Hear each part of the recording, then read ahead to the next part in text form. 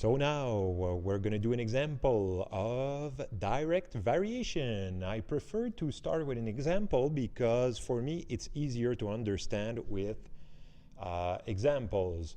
So what's going on here? We buy a set of CDs to do data backup. One CD costs $0.75. Two CDs cost 2 times $0.75, so $1.50. 3 CDs are going to cost 3 times 0.75, and so on. So you can figure the rest out.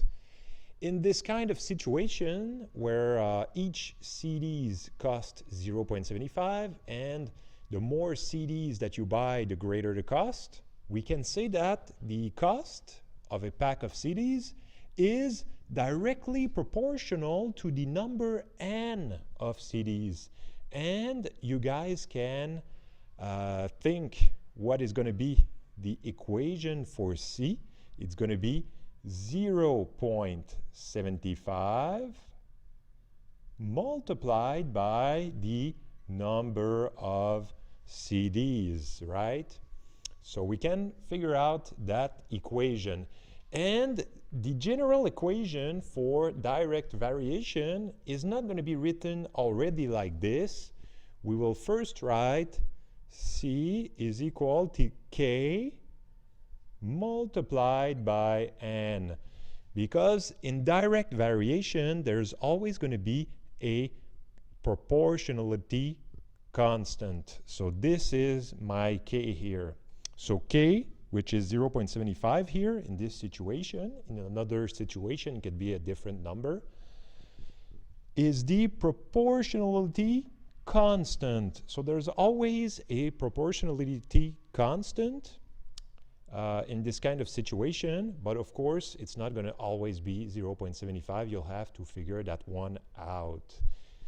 Now for the inverse variation. So now for inverse variation, we have a situation where 3 students take 12 hours to repaint the exterior of a house.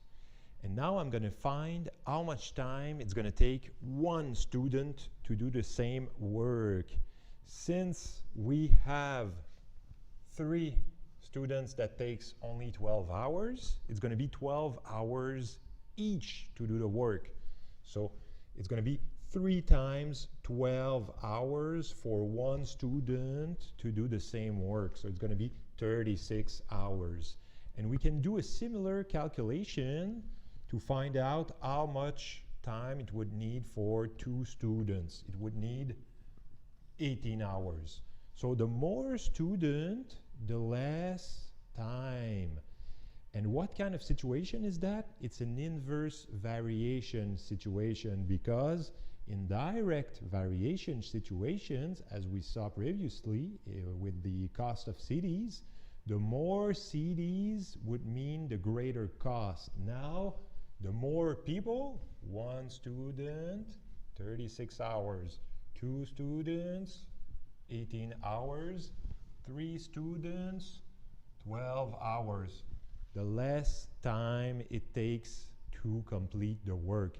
In this kind of situation, we can say that the time T is inversely proportional to the number N of students.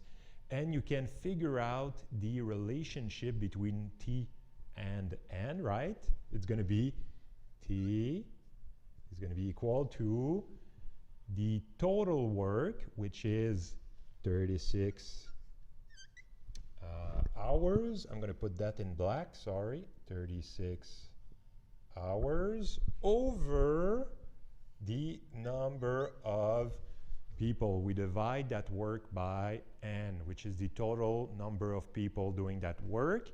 And usually when we have a situation like this, where a variable is inversely proportional to another, we usually start by writing T is equal to K over N.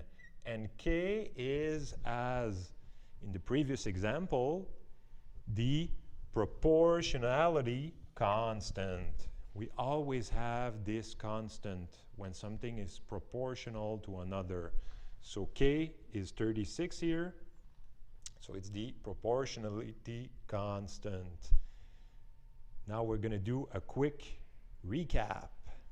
Now just a quick recap of what we just did before more examples. So if y is directly proportional to x, we can write that y is equal to a constant multiplied by x.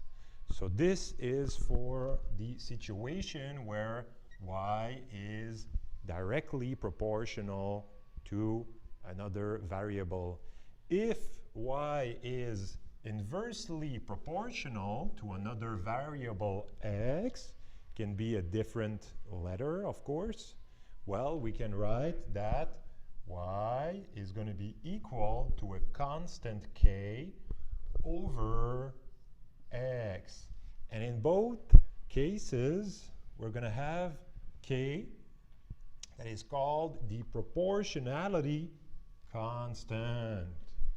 So now we're going to do more examples of that.